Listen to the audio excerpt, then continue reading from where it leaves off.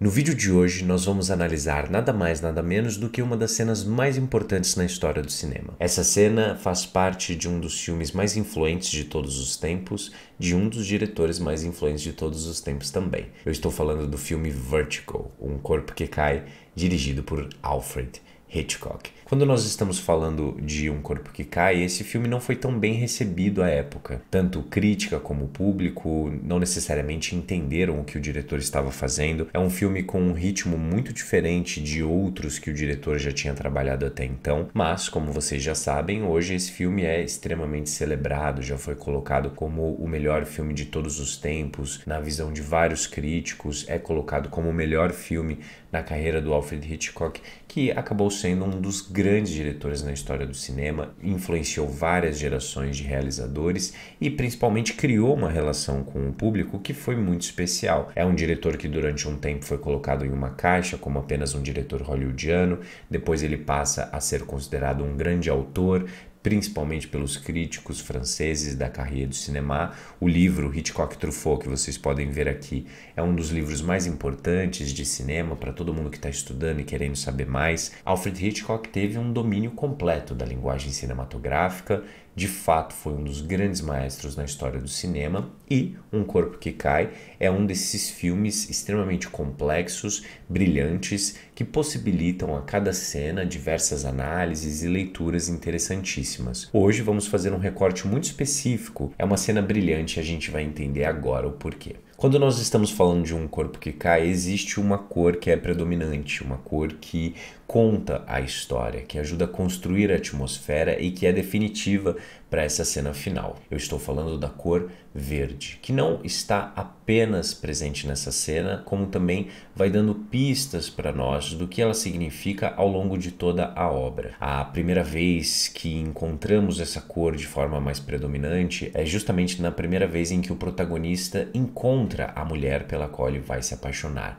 O seu vestido preto e verde dentro desse cenário extremamente vermelho envolve muito da paixão que está por vir, mas também da morte e violência que está presente e ele nem mesmo sabe disso. O verde é uma cor que muitas vezes podemos associar à natureza, coisas positivas, mas também é uma cor que associamos ao veneno. É muito distante de tudo que é humano e dentro desse filme faz parte por completo do universo que essa personagem traz para perto do protagonista. Nós começamos a perceber o verde nos figurinos dessa personagem, no carro dessa personagem e também passamos a entender, a partir do momento em que esse protagonista leva ela para dentro de sua casa, ele próprio utilizando essa cor, como se o veneno já tivesse tomado por completo seu corpo e a partir daí a sua loucura vai ganhando níveis cada vez maiores. O verde também está na linguagem do filme quando o diretor decide, ao gravar as cenas do cemitério, utilizar um filtro para névoa que também traz a sensação do verde, fortalece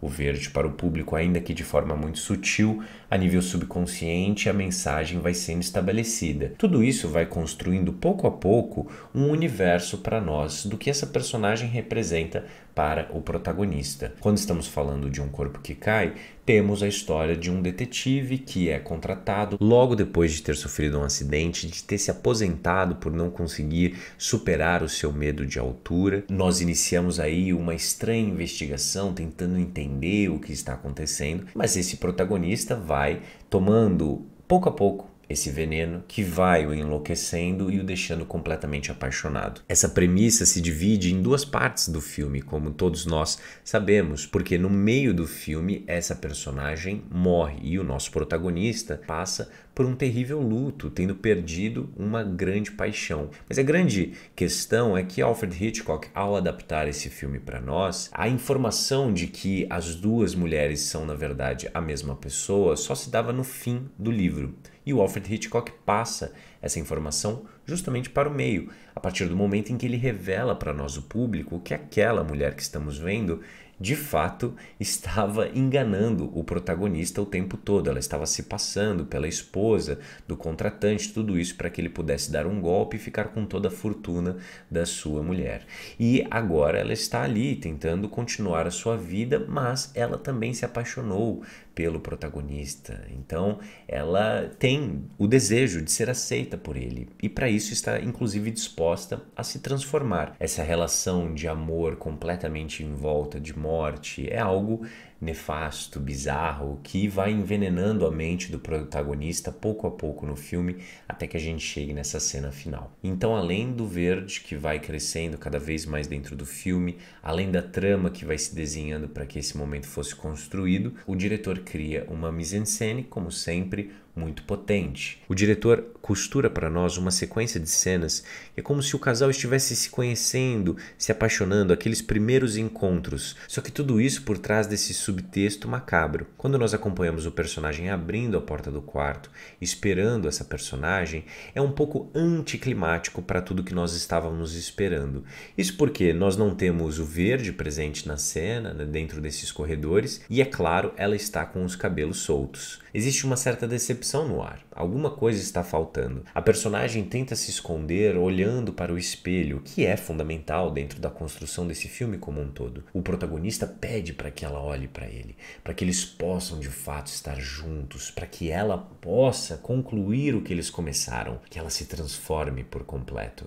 Como o próprio diretor Alfred Hitchcock disse, cada roupa que ele está colocando nela, cada modificação, é como se ele na verdade estivesse despindo ela, deixando-a nua. São preliminares de um sexo psicológico que vai sendo estabelecido. E percebam que depois disso o verde já toma muito mais conta de todo o cenário, como se o veneno fosse tomando por completo o que nós estávamos vendo. Existe uma antecipação, um olhar para aquela porta, o medo, o terror, como se ele não soubesse o que vai sair de lá. O que ele está buscando afinal de contas? Que loucura é essa? O personagem senta como se ele estivesse refletindo.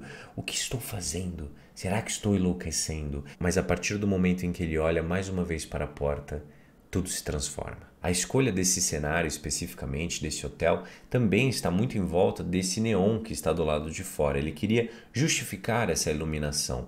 E isso não é porque o diretor não estava disposto a construir o lúdico dentro da sua cena, trazer a subjetividade para dentro.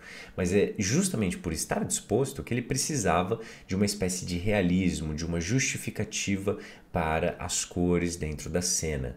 Então, o neon cria essa iluminação verde, ela traz esse simbolismo para dentro do espaço, né? Nós temos o personagem do James Stewart esperando por essa mulher, ele está completamente ansioso, foi uma construção queimando pouco a pouco essa transformação, onde nós fomos vendo ele tentando transformar cada um dos detalhes físicos dessa personagem, ela tentando batalhar contra isso, mas ele está de fato obcecado. O personagem, ele perdeu toda a sua conexão com a realidade. Ele não é mais o mesmo que vimos no começo do filme, né? Ele já estava fragilizado e agora completamente tomado por esse amor obsessivo. E aqui nós temos uma cena em que não só estamos acompanhando uma cena de sexo, mas nós estamos acompanhando, no fim das contas, um personagem que não sabe que aquela mulher que está dentro do banheiro é de fato a mulher que ele está querendo recriar. Então nós temos essa informação, o que deixa a situação toda ainda mais estranha, porque aquele homem está de fato tentando reconstruir a imagem de uma mulher morta. Ele está querendo se deitar com uma mulher morta. Como o próprio diretor diz, é uma cena de necrofilia. Então, tudo que há de mais bizarro nos gêneros que o diretor sempre gostou de trabalhar nos seus suspenses está presente nessa cena. O diretor cria aqui a sua obra-prima quando nós estamos falando de todas essas notas que precisam ser tocadas para que o suspense seja criado, para que o público fique completamente envolvido na situação que está acompanhando. E é só no momento em que ela sai do banheiro que nós vamos entender isso a fundo. A câmera se aproxima do nosso protagonista, criando nessa movimentação a tensão necessária, gerando também um grande momento musical para que o clímax possa desabrochar completamente diante de nós. A partir do momento em que vamos para a personagem, temos um olhar subjetivo da cena, temos uma construção completamente diferente, porque o diretor traz a fumaça para dentro da cena, criando então um momento de subjetividade, onde estamos completamente na mente do protagonista, estamos vivendo aquilo que ele está vivendo.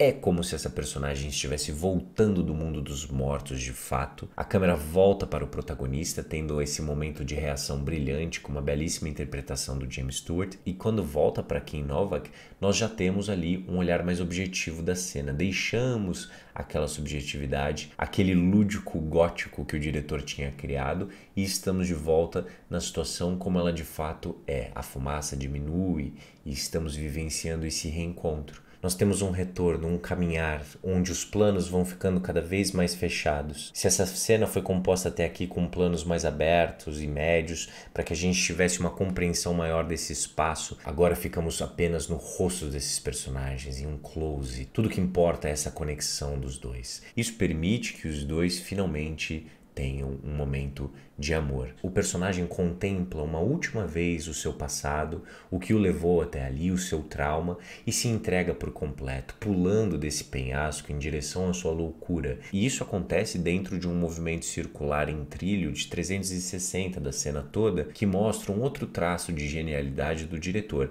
que se também sabia trabalhar muito bem com a simplicidade das cenas, utilizando poucos quadros para contar uma história, colocando os personagens no centro da câmera. Ele sabia também, como ninguém, criar esses momentos de pura estilização. Nós passamos esse movimento de 360 tendo uma alteração do cenário. Os personagens estão se beijando no quarto do hotel, mas a partir do momento em que o protagonista observa sua própria realidade, do mesmo lugar em que perdeu a sua amada. Então a ideia de sexo e morte se conectam sem qualquer tipo de corte. E onde esse movimento circular acaba também diz muito, porque nós voltamos para o quarto. Estão agora os dois completamente mergulhados na loucura que criaram. A partir desse momento em que voltamos para o quarto, o protagonista mergulha por completo no beijo, os dois se conectam e um tecido iluminado pela luz verde toma conta desses personagens. Eles estão